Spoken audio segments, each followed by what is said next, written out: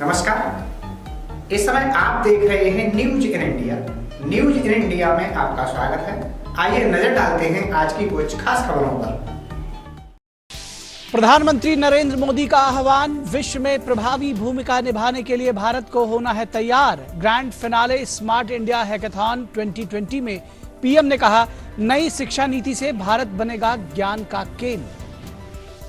पंजाब में जहरीली शराब पीने से 86 लोगों की मौत, पुलिस और राजस्व विभाग के 13 अधिकारी निलंबित, कई आरोपी गिरफ्तार। बिहार में बाढ़ की स्थिति लगातार गंभीर, 49 लाख से अधिक आबादी बाढ़ से प्रभावित। बूढ़ी गंडक नदी लगातार खतरे के निशान से ऊपर, जबकि असम में बाढ़ की स्थिति में सुधार। देश में कोविड-19 से होने वाली मृत्यु दर में सुधार, मृत्यु दर घटकर हुई 2.15%। पिछले 24 घंटे में 34,000 से ज्यादा संक्रमित मरीज हुए स्वस्थ। देश में 1,000 कोविड मरीजों की जीनोम सीक्वेंसिंग हुई पूरी। देश के अलग अलग क्षेत्रों में कोविड-19 के प्रभाव को समझने में शोधकर्ताओं को मिलेगी मदद। कोविड-19 से मौत के मामले में ब्रिटेन से आगे निकला मेक्सिको। 1,57,000 से अधिक मौतों से अमेरिका बुरी तरह प्रभावित, जबकि ब्राजील में 93,000 से अधिक लोगों की गई जान। दुनिया भर में अभी तक करीब 1,80,00,000 लोग संक्रमित। और दुनिया के सबसे पुराने फुटबॉल टूर्नामेंट्स में से एक FA कप के फाइनल में आर्सेनल ने चेल्सी को 2-1 से हराया। आर्सेनल ने 14वीं बार FA कप के खिताब पर किया कब्जा।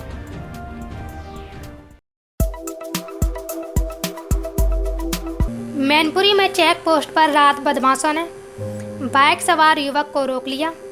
असलाहों के दम पर युवक से 10,000 रुपये और मोबाइल लूट लिया। वहीं उसके हाथ पैर बांधकर उसे सड़क किनारे झाड़ियों में फेंक दिया। आपको बता दें कि थाना गिरोर क्षेत्र के गांव बादशाहपुर निवासी अमित हाथरस में डीजल टैंकर चलाता है। शाम को वह टैंकर खड़ा करने के बाद जसराना किसी काम से गया हुआ था। रात करीब 11 बजे पाड़म तिराहा पर पहुंचा। तभी वहां पर लगे पुलिस बैरियर पर 2 लोगों ने टॉर्च दिखाकर उसको रोक लिया। पुलिसकर्मी समझकर युवक ने बाइक रोक दी।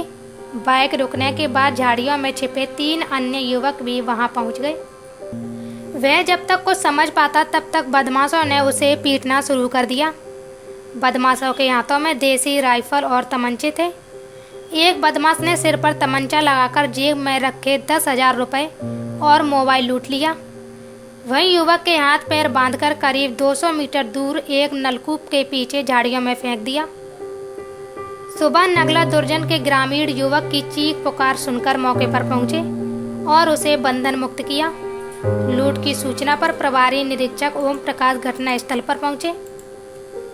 युवक ने बताया कि रात में चेक पोस्ट पर पुलिसकर्मी नहीं थे।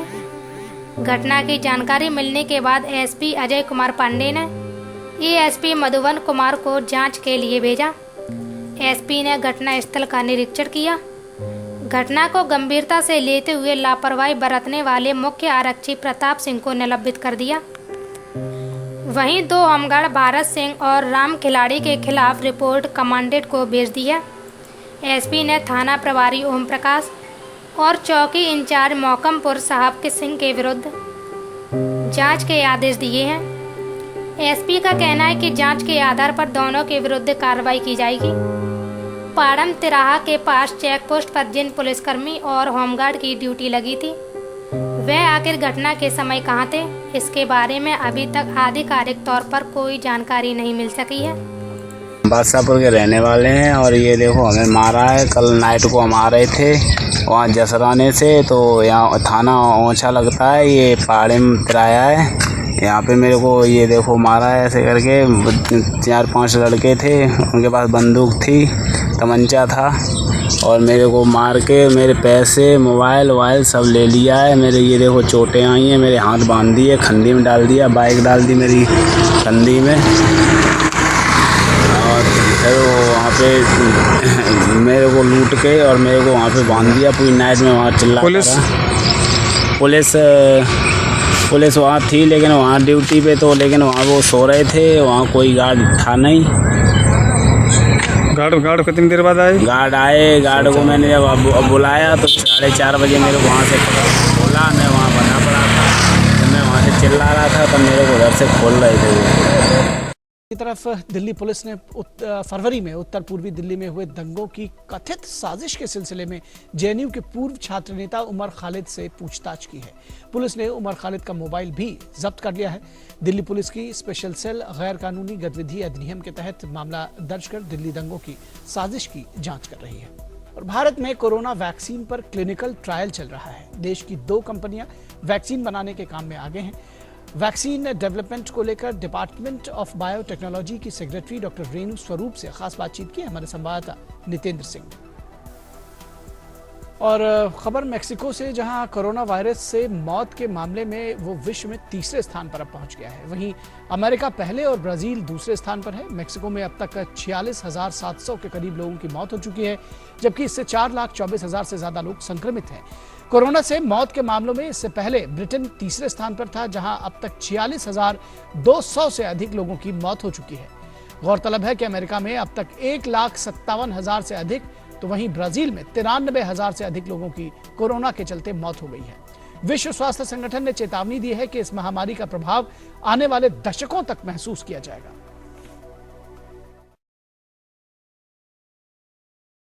उत्तर प्रदेश के मुख्यमंत्री योगी आदित्यनाथ ने पिछले 3 सालों की तरह इस साल भी रक्षाबंधन पर्व पर यूपी राज्य सड़क परिवहन निगम की सभी श्रेणी की बसों में महिलाओं को मुफ्त यात्रा की सुविधा देने के निर्देश दिए हैं।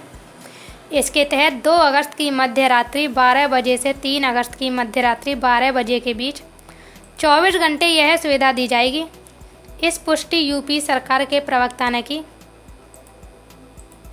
इसके अलावा सीएम योगी ने निर्देश दिया है, रविवार को राखी और मिठाई की दुकानें खुली रहेंगी।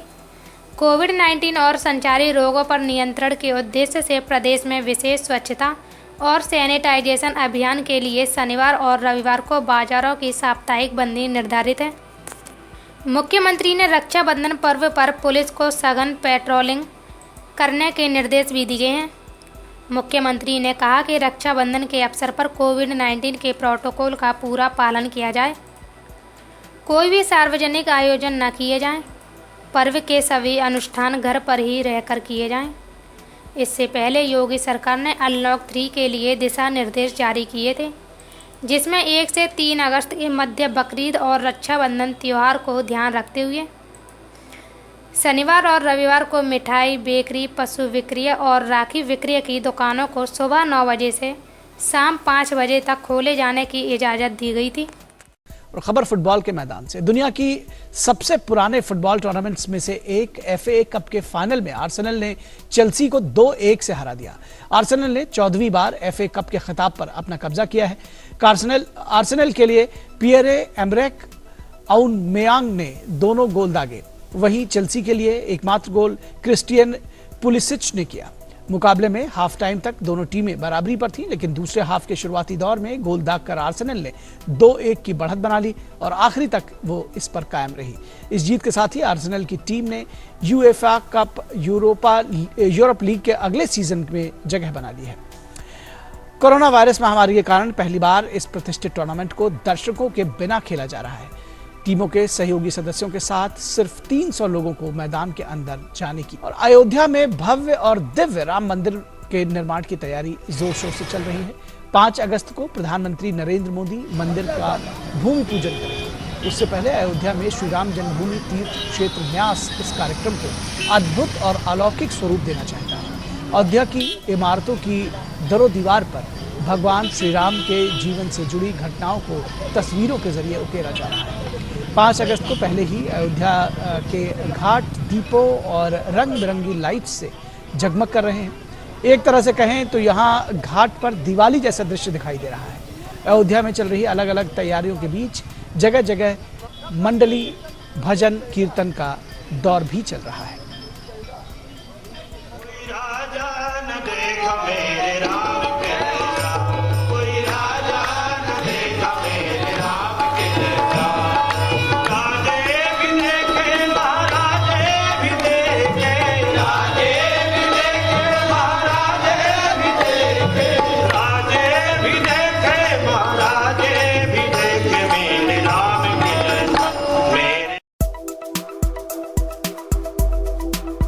जालौन में एक बार फिर रफ्तार का कहर देखने को मिला। जालौन कोतवाली क्षेत्र के ग्राम छिरिया सलेमपुर के पास भीषण एक्सीडेंट में देवर भाभी की मौत हो गई।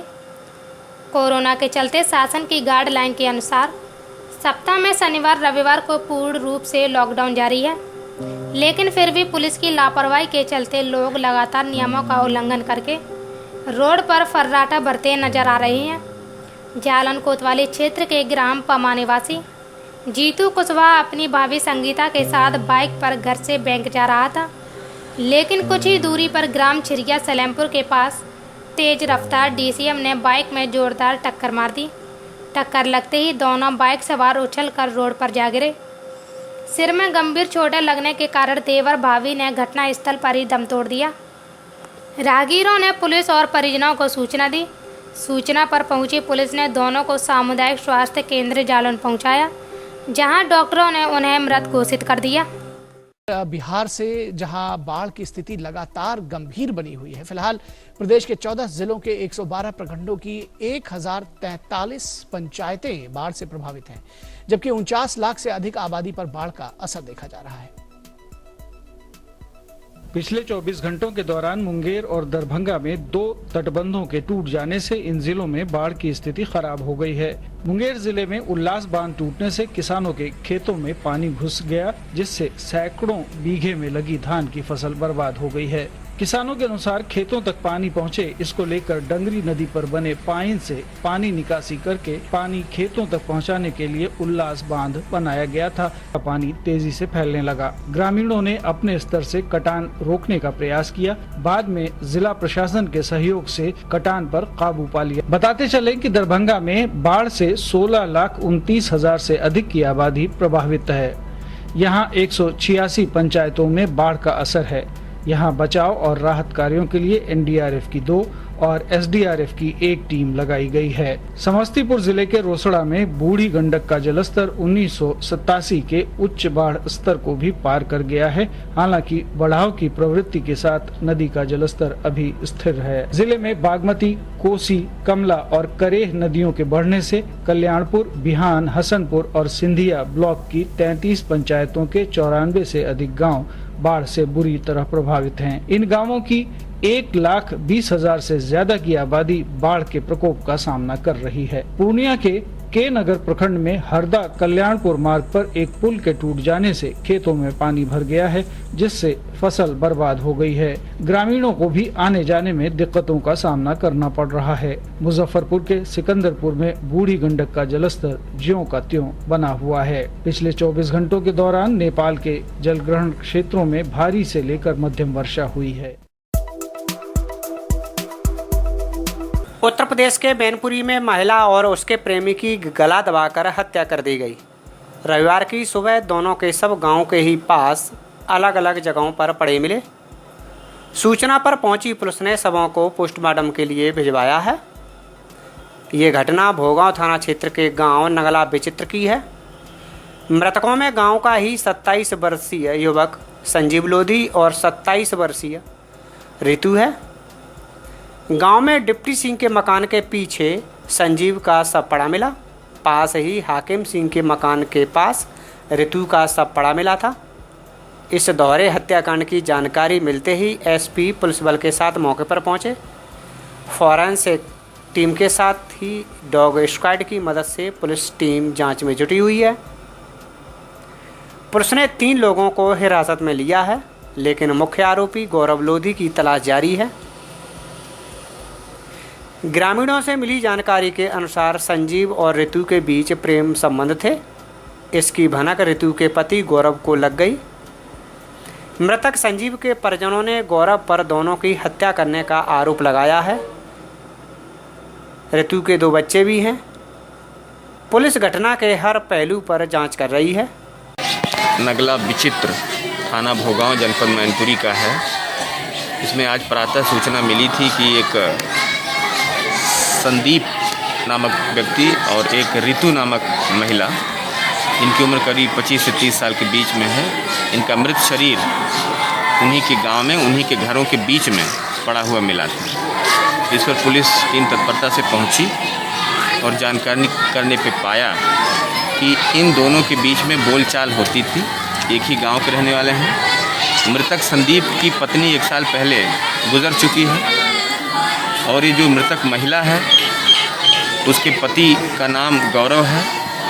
गौरव घर से भागा हुआ है और गौरव के अलावा गौरव के 2 चचेरे भाई सुमित और अमित भी घर से भागे हुए हैं। इस पूरे प्रकरण में जब मुख्य अभियुक्त गौरव के छोटे बच्चे से बात हुई तो उसने जानकारी दिया कि मम्मी को पापा ने मार दिया है। इसका वीडियो पुलिस के पास है। इस आधार पर छानबीन आगे बढ़ाई गई है। जो तहरीर मिली है मृतक लड़के संदीप के घर वालों की तरफ से, उसमें मुख्य अभियुक्त गौरव पक्ष के 4 लोगों को नामजद किया गया है।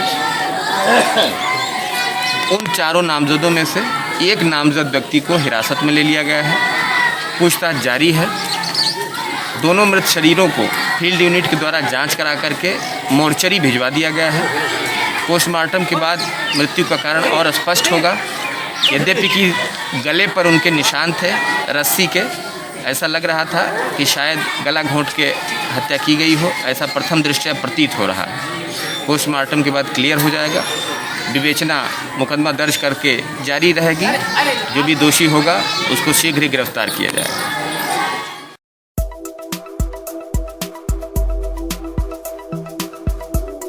संभल में 3 दिन पूर्व चंदौसी निवासी खाद्य व्यापारी की हत्या और लूट के मामले में शामिल 2 बदमाशों को पुलिस ने रविवार की सुबह मुठभेड़ के बाद धर दबोचा। बदमाशों के पास से व्यापारी से लूटा हुआ बैग भी बरामद हुआ है। मुठभेड़ के दौरान दोनों बदमाशों के पैरों में गोली लगी है। एक सिपाही भी घायल हुआ। तीनों को उपचार के लिए राजकीय चिकित्सालय में भर्ती कराया गया है। चंदौसी की गणेश कॉलोनी निवासी खाद्य कारोबारी रामोता शर्मा की 3 दिन पहले गोली मारकर हत्या करने के बाद बदमाशों ने रुपयों से भरा बैग लूट लिया था। घटना के बाद से ही इसका खुलासा पुलिस के लिए चुनौती बन गया था। पुलिस ने घटना का खुलासा करने के लिए मुखबिरों का जाल बिछा दिया। रविवार की सुबह पुलिस को मुखबिर से सूचना मिली कि गांव बुद्धनगर खड़वा रोड पर 2 बाइक सवार पहुंचने वाले हैं, जिसके बाद पुलिस और स्वाट टीम ने मौके की घेराबंदी कर ली। थोड़ी ही देर में बाइक सवार 2 युवक पहुंचे तो पुलिस ने रोकने का प्रयास किया। बाइक सवार दोनों युवकों में से पीछे बैठे युवक ने पुलिस पर फायरिंग कर दी, जिससे पुलिस टीम में मौजूद एक कांस्टेबल घायल हो गया। जवाबी फायरिंग में बाइक सवार दोनों बदमाशों के घायल हो गए। बदमाश भी घायल हो गए। पुलिस ने दोनों को दबोच लिया।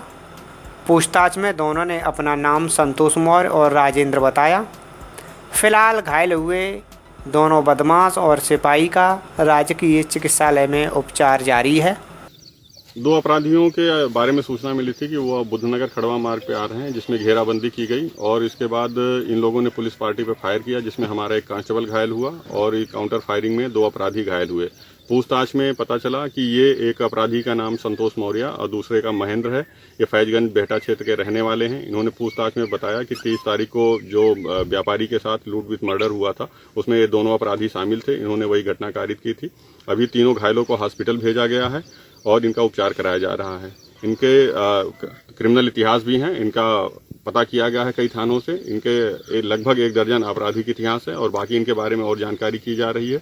इनके साथी भी कुछ थे जिनके बारे में अभी पूछताछ जारी है और लगातार इस क्षेत्र में कॉम्बिंग की जा रही है इनके भागे हुए साथियों के बारे में। और इस क्षेत्र में जितने लोग हैं सभी को लगाया गया है। यहाँ पे इंस्पेक्टर चंदौसी, हमारी स्वाट टीम, एडिशनल एसपी, सीओ सभी मौके पे मौजूद हैं। सभी लोग कॉम्बिंग कर रहे हैं। क्षेत्र में भ्रमणशील रह करके जो जितने भी अपराधी हैं उनके बारे में जानकारी इकट्ठे की जा रही है और ये अपराधी जो वहाँ से आए हैं फैजगंज बेहटा बदायूं से, इनके बारे में और भी पुख्ता सूचनाएं इकट्ठा की जा रही हैं। सर, ये रंजन लूट का मामला था या रंजन हत्या का मामला था? ये लूट का बेसिकली इन लोगों ने जैसा बताया, अभी पूछताछ में प्रथम दृष्टया बताया, अभी गहन पूछताछ बाकी है। पूछताछ में इन्होंने बताया कि ये एक व्यापारी जो खाद्य व्यापारी था उसके बारे में रेकी किया इन लोगों ने और वो पता चला कि ये 4-5 लाख रुपए ले करके व्यापार करके जाता है वहां से।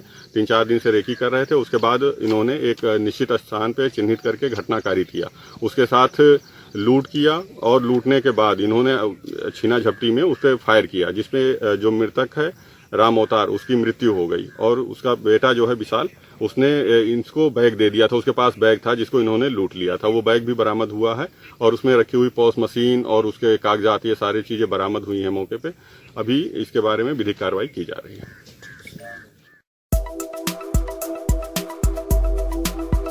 योगीराज में अपराधियों के हौसले बुलंद होते जा रहे हैं। ताज़ा मामला यूपी के बुलंदशहर का है, जहां 7 दिन पूर्व रहस्यमय तरीके से लापता खुर्जा के अधिवक्ता धर्मेंद्र चौधरी की 81 लाख रुपए के लिए हत्या करके सबको एक टाइल्स के गोदाम में छुपा दिया गया था। ये तस्वीर है बुलंदशहर के खुर्जा में रहने वाले अधिवक्ता धर्मेंद्र चौधरी की, जो 25 जुलाई की देर शाम को बाइक पर सवार होकर अपने दोस्त बिक्की के यहाँ गया था। उसके बाद वह वापस नहीं लौटा। परेशान होकर परिजनों ने धर्मेंद्र चौधरी के अपहरण की आशंका जताते हुए मामला खुर्जा कोतवाली में दर्ज करा दिया। पुलिस धर्मेंद्र चौधरी की तलाश में जुटी हुई थी, लेकिन आज शक के आधार पर धर्मेंद्र चौधरी के दोस्त बिक्की को हिरासत में ले लिया। जैसे ही शक्ति से पूछताछ की गई तो उसने बिक्की के हत्याकांड का सारा राज उगल दिया। पुलिस ने खुर्जा शहर के बीचों बीच गांधी रोड पर एक टाइल्स के गोदाम से शव बरामद कर लिया है। पुलिस ने सबको पोस्टमार्टम के लिए भेज दिया है। मृतक अधिवक्ता धर्मेंद्र चौधरी के परिजनों का आरोप है कि बिक्की पर धर्मेंद्र चौधरी के 81 लाख रुपए थे। 81 लाख रुपए के लिए ही धर्मेंद्र की हत्या की गई है। फिलहाल पुलिस मामले की जांच में जुटी है। गजेंद्र सिंह नाम है मेरा। गजेंद्र, जो मृतक है वो कौन थे आपके? मेरे बड़े भाई थे, बिल्कुल सगे भाई मेरे बड़े। तो क्या हुआ था उनके साथ? उनके कुछ नहीं हुआ। मेरे पास वहाँ से आए प्लांट में, विक्की भाई का जा रहा हूँ दावत खाने, सब्जी बनी आलू पनीर की। वहाँ से पहले इनको यहाँ मतलब क्या मारा क्या नहीं मारा, उनका पहले अपहरण करा गया। अपहरण करने के बाद में उनको यहाँ मतलब मार के इनकी दुकान गोदाम के अंदर कुआ है छोटा सा 12-13 फुट का, उसमें दबा के अंदर जो उन्होंने उसमें आग लगाई है, क्या करा है उन्होंने, इनको ही बॉडी जली हुई मिली है। कितने दिन हो गए भाई को गायब? भाई साहब 25 तारीख की रात को गायब हुआ है 8:30 बजे। 8:30 के 7:15 बजे मेरे पास दुकान पे आया है। इसके पास मुझसे कह के आया है। अब आरोपी कहाँ है? आरोपी फिलहाल पुलिस की उसमें है। जो 3-4 दिन से था और वो ना हट रहा था। आज मैंने उसके पैर छुए, मेरे भैया तेरे मेरे पास, मेरा तेरा भाई मेरे तेरे पास है, तो तुम मुझसे जो भी पैसे चाहिए 10, 20, 50 हज़ार ले ले, जो तेरा इनका हिसाब है वो मैं तुझे छोड़ दूंगा और मुझसे पैसे ले ले, मैं मुझसे भीख मांग के लाऊं। क्या लगता है क्यों मर्डर किया गया उनका? मेरे भाई की मुझसे इसने पूछी कोई डायरी फारी मिली है? मतलब हाँ भाई डायरी मिली है। जब इसने मिल गई, मैंने झूठे पर ना मिली डायरी फारी कुछ नहीं मिली है। तो ये अपना वहाँ से मैं चोर लेकर डायरी को, तो ये 2 बजे मेरे पास से गुटखा खाकर रजनीगंधा हिलाता हुआ वहाँ चला आया। जब मैं घर पे पहुंचा, मैं डायरी देखी अपनी, मुझे डायरी मैंने 1 बजे हिसाब जोड़ा, इस पर हिसाब बेटा 81 लाख रुपए का। अच्छा, भाई से 81 लाख रुपए ले रखे थे? भाई से नहीं 81 लाख रुपए। 81 भाई के बात पे थोड़ी, भैया मैं सीधी कह रहा हूँ। हमारा ओरिएंटल बैंक से लोन था 18.5 लाख रुपए एक लोन है और 33 लाख के 2 लोन थे। बाकी वो पैसे दिए भैया इसको अपने, इसकी समझ लो। और 2 लाख वहाँ से 4 लाख सब उठा के हमारे एडवोकेट उनसे उठाए, हमारे बड़े मंदिर पार्टी 9 लाख पैसे के लिए मर्डर करा। भाई साहब आज से पहले मर्डर क्यों नहीं हुआ? भाई ने देखिए, दिनांक 25 जुलाई की रात को लगभग 11 बजे के आसपास इस थाने पर एक वकील साहब जिनका नाम धर्मेंद्र चौधरी था, जो प्रॉपर्टी का काम करते थे, उनके गायब होने के संबंध में उनके परिवारजनों के द्वारा थाने पर सूचना दी। लगातार तत्समय से ही हमारी पूरी पुलिस उनके परिवार के साथ और गांव वालों के साथ अनवरत उनकी तलाश में लगी। अगले दिन सुबह रात में 11 के आसपास सूचना मिली। लगातार रात भर सर्च ऑपरेशन चलता रहा। सुबह 6 बजे के आसपास उनकी मोटरसाइकिल यहाँ से लगभग 6 किलोमीटर दूर गांव में मिली, सड़क के किनारे गड्ढे में पड़ी हुई है। और फिर हम लोगों ने जब उनके मोबाइल की लोकेशन ट्रेस की तो उनका मोबाइल भी उसी इलाके में रात में 8:52 पर बंद हुआ पाया गया। तो लोगों को आशंका कई तरह की थी। परिवार के लोग भी किसी पर शक नहीं जाहिर कर पा रहे थे, क्योंकि उस व्यक्ति का किसी के साथ कोई विवाद किसी प्रकार का नहीं था। और हम लोगों ने इस संबंध में 1 दर्जन से अधिक टीमें गठित की। सर्विलांस की अलग अलग 3 टीमें बनाई गई। यशोजी की टीमों को 3 भागों में बांटा गया। कई संभावित राज्यों में टीमें भेजी गई, जहां पे एक आशंका थी दिमाग में कि वो स्वतः जा सकते हैं। दूसरी ओर हमारा क्रिमिनल एंगल में प्रयास था। तमाम सर्विलांस और तरीकों से जांच करने के बावजूद कहीं से भी कोई क्रिमिनल लिंक इस प्रकरण में मिल नहीं पा रहा था, क्योंकि जो भी स्थिति इनके मोबाइल की थी, जो रूट था और उस रूट पे आने जाने वाले जो लोग थे, उन सब के लगातार सर्विलांस में प्रयास के बावजूद कोई सफलता नहीं मिल पा रही। लास्ट में जानकारी ये थी कि ये 8:06 पे 25 तारीख की रात को 8:06 पे अपने अभिन्न मित्र विवेक और विक्की के यहाँ खाना खाने के लिए गए। अक्सर ये लोग वहाँ पे पार्टी करते थे और वहाँ खाना खाने के उद्देश्य से गए थे। विक्की जो लगातार इन्हीं लोगों के साथ तलाश में पुलिस के साथ साथ चल रहा था, उसका ये कहना था कि वो जैसे ही पहुँचे हैं थोड़ी देर बाद एक फ़ोन आया है और हलो हलो करते हुए बाहर निकले और बोले 5 मिनट में आ रहा हूँ। लेकिन जब 2 घंटे तक नहीं आए तो विक्की का कहना है कि हम लोगों ने खाना नहीं खाया और हम अपने घर चले गए अपने दोनों नौकरों के साथ। विक्की का कहना था कि वहाँ पर केवल 3 लोग थे, विक्की, उसके दोनों नौकर और ये धर्मेंद्र चौधरी, जो वहाँ केवल 5 मिनट के लिए आए। जितने सीसीटीवी कैमरे पूरे शहर में थे सबका 24 घंटे तक का परीक्षण किया गया। इनकी मोटरसाइकिल किसी भी कैमरे में जाती हुई नहीं दिखाई पड़ी और IDPR, SLID तमाम तरीक़ों से लगातार अन्वेषण करने के बाद हम लोगों ने पाया कि विक्की की लोकेशन दुकान से उसके घर तक थी। जो टाइमिंग उसके द्वारा बताई जा रही थी बिल्कुल सही थी और इनका भी लोकेशन जिस रास्ते से यहाँ से 6 किलोमीटर दूर जहाँ मोटरसाइकिल मिली थी जाना बताया जा रहा था, वो भी जस्ट वेरीफाइड था, लेकिन कहीं सीसीटीवी फुटेज नहीं मिल पा रही। फाइनली घर वालों को विक्की के ऊपर 27 तारीख की शाम को रात में कुछ शक हुआ जब इनकी अलमारी से कोई ऐसी डायरी मिली जिसमें लेन देन के लगभग 70-80 लाख रुपए के हिसाब मिले। तब घर वालों ने तब इस बात को हम लोगों से शेयर किया कि विक्की जो है पैसे ब्याज पे 4% ब्याज पर विक्की को पैसे धर्मेंद्र चौधरी देते थे और उस डायरी से पता चला कि केवल एक महीने का ब्याज जमा था। ब्याज करीब 10 लाख के आसपास हो गया था। फिर घर वालों को भी शक हुआ विक्की की नीयत पर कि संभव है कि विक्की ने ही पैसों की लालच में कोई अपराध कार्य कराया। हम लोग भी विक्की को शक के दायरे में लेकर उसका एनालिसिस किए। उसकी भी टेक्निकल एनालिसिस से किसी भी रूप में नहीं पाया जा रहा था कि उसका इस घटना से कोई संबंध हो सकता था, लेकिन विक्की ही वो व्यक्ति था जिसके दुकान पर इनका जाना प्रमाणित था, क्योंकि जाने के 1 मिनट पहले का एक सीसीटीवी कैमरे का फुटेज था जिसमें धर्मेंद्र चौधरी वहाँ जाते हुए दिखाई दे रहे थे, लेकिन वापसी के कोई चिन्ह नहीं मिले थे। फिर हम लोगों ने विक्की का लाई डिटेक्टर टेस्ट कराने का निर्णय लिया। दिल्ली की ट्रुथ लैब में उनको भेज करके वो तैयार भी हो गए, भेजा गया और वहाँ भेजने के बाद वो पलट गए और उन्होंने अपना लाई डिटेक्टर टेस्ट कराने में अपनी अस्वीकृति व्यक्त की, कहा कि मुझे ब्लड प्रेशर है, शुगर है। इसके बाद हम लोगों का संशय बढ़ गया उनके ऊपर और फिर आज रात में हमने एक सर्च अभियान उनके उस गोदाम का जहाँ खाना बना था, जहाँ खाना खाने के लिए गए थे, किया गया। लगातार 3 घंटे के अथक प्रयास के बाद उसी गोदाम के अंदर एक गड्ढा था जो सीमेंटेड था। उस गड्ढे के अंदर से हल्की हल्की बदबू आ रही थी। उस गड्ढे को खुदवाया गया, उसमें टाइल्स पड़ी हुई थी। टाइल्स जैसे जैसे हटती गई दुर्गंध बढ़ती गई। विश्वास हो गया कि यहाँ पे शव है।